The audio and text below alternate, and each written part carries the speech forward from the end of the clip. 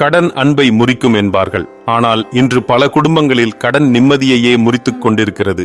கைக்கு எட்டியது வாய்க்கு எட்டவில்லை என்பது போல எவ்வளவு உழைத்தாலும் வரும் பணம் அப்படியே வட்டியாக போகிறதா?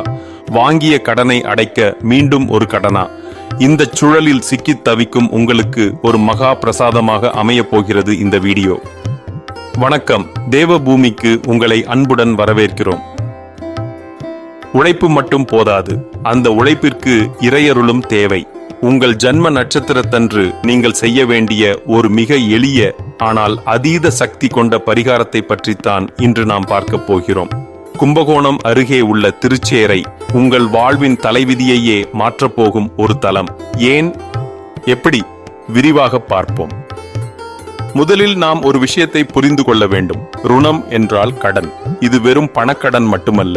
முன்னோர்களின் சாபம், கர்ம வினைகள், தெய்வங்களுக்கு செய்ய வேண்டிய கடமைகள் என பல வகைப்படும். நாம் இன்று அனுபவிக்கும் பணக்கஷ்டத்திற்கு பின்னால் ஏதோ ஒரு கர்ம வினை தொடர்பு இருக்கலாம்.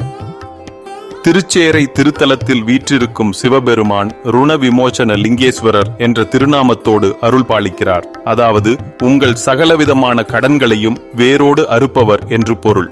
மற்ற கோவில்களில் சிவபெருமான் பல ரூபங்களில் இருக்கலாம். ஆனால் கடனை தீர்ப்பதற்கென்றே விசேஷமாக இங்கே எழுந்தருளியிருப்பது இந்த தலத்தின் தனிச்சிறப்பு.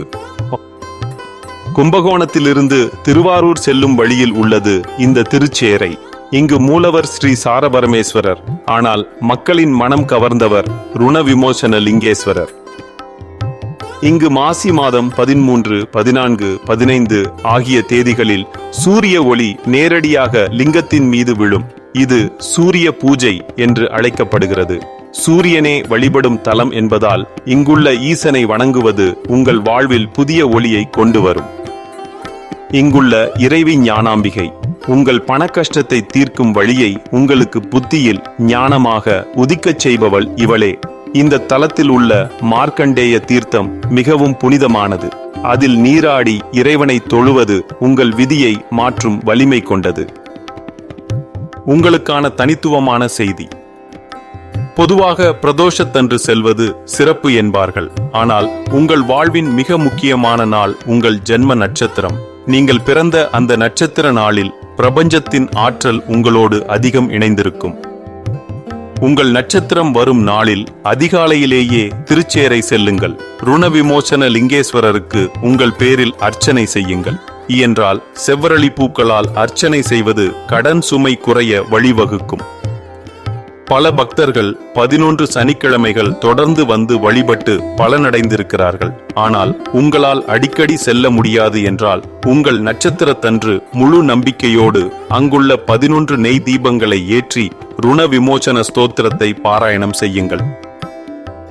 உங்கள் குறைகளை இறைவனிடம் முறையிடும் போது என் கடன் தீர வேண்டும் என்று மட்டும் கேட்காதீர்கள். நேர்மையான வழியில் உழைத்து கடனை அடைக்க எனக்கு ஆற்றலையும் வாய்ப்பையும் கொடு என்று கேளுங்கள். அந்த மாற்றத்தை இறைவன் நிகழ்த்துவார். நண்பர்களே, கடன் என்பது ஒரு மனநோய் போன்றது.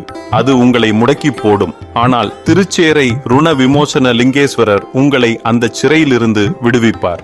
நம்பிக்கை என்பது வெறும் வார்த்தை அல்ல, அது ஒரு சக்தி. உழைப்பால் உயர துடிப்பவர்கள் நீங்கள். உங்கள் உழைப்பிற்கு பின்னால் திருச்சேரை ஈசனின் அருள் துணை நிற்கும். அடுத்த முறை நீங்கள் கும்பகோணம் பக்கம் சென்றால் திருச்சேரை செல்ல தவறாதீர்கள். உங்கள் கடன்கள் தீர்ந்து செல்வம் பெருகி நீங்கள் நிம்மதியாக வாழ அந்த ஈசனை வேண்டிக் கொள்கிறேன். இந்த தகவல் உங்களுக்கு பயனுள்ளதாக இருந்தால் கடன் சுமையால் தவிக்கும் உங்கள் நண்பர்களுக்கும் பகிருங்கள். மீண்டும் ஒரு ஆன்மீக தகவலுடன் உங்களை சந்திக்கிறேன். நன்றி, வணக்கம்.